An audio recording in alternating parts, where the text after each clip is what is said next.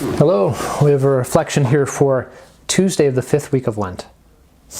We hear a reading from the book of Numbers. From Mount Hor, the children of Israel set out on the Red Sea road to bypass the land of Edom.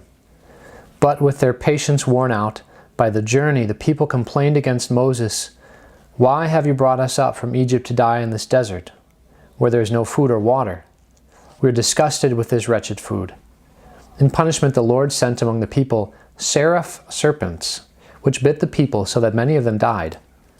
Then the people came to Moses and said, "We have sinned in complaining against the Lord and you.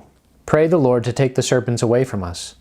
So Moses prayed for the people, and the Lord said to Moses, "Make a seraph and mount it on a pole, and whoever looks at it after being bitten will live." Moses accordingly made a bronze serpent and mounted it on a pole. And whenever anyone who had been bitten by a serpent looked at the bronze serpent, he lived. The word of the Lord. Thanks be to God. Well, as we continue this journey into Passion Week, we hear readings having to do with the cross. And so it makes sense. And this reading, actually, we had alluded to, if I am correct, on the fourth Sunday of Lent. And let me just look here real quick to see if I am thinking of the right thing. But what does it say? Yes, here we are. So it was from the fifth week of, or the fourth Sunday of Lent, the Gospel. So 2 Sundays ago now. It was from John chapter 3. And Jesus was speaking with Nicodemus. And he says to him, what does he say? I'm going to find the right one. Just as Moses lifted up the serpent in the desert, so must the Son of Man be lifted up, so that everyone who believes in him may have eternal life. So this image of Moses wrapping the serpent around the pole, a bronze serpent around a pole, is like a little bit weird. It seems odd, but the logic behind it is something like this. The people reject God's gifts, and so God is fully within his rights to say, you know, I'm done with you. No, he doesn't say I'm done with you, but he chastises them. He sends them something to discipline them. And so people are bit by these snakes, and they're hurt. And what happens is Moses wraps a symbol of their sin around this pole, and they have to look upon, basically look upon their own sin and admit it and acknowledge it. And when they look upon their own sin and the consequence of their sin and humble themselves and say, yep, I did that, then they're cured, then they're healed. That's what the cross is. When you look upon the cross, here, I'll get a cross off my wall, why not? When you look upon the cross, a little dusty. When you look upon the cross, you know, aside from seeing a beautiful work of art here, right? And something kind of pretty and decorative, is you look upon the consequence of your sin.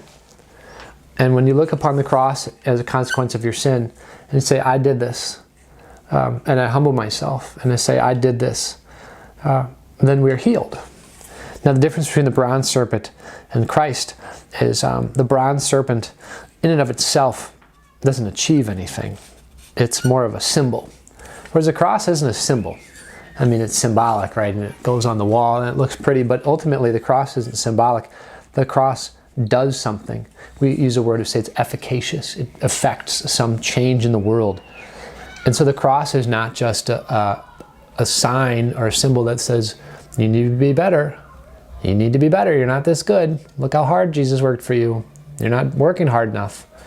But rather, in humility, we say, I could never have worked this hard. I could never have been this good. And so, Lord, when you went to the cross, you were good for me. You did the work for me. You died for me.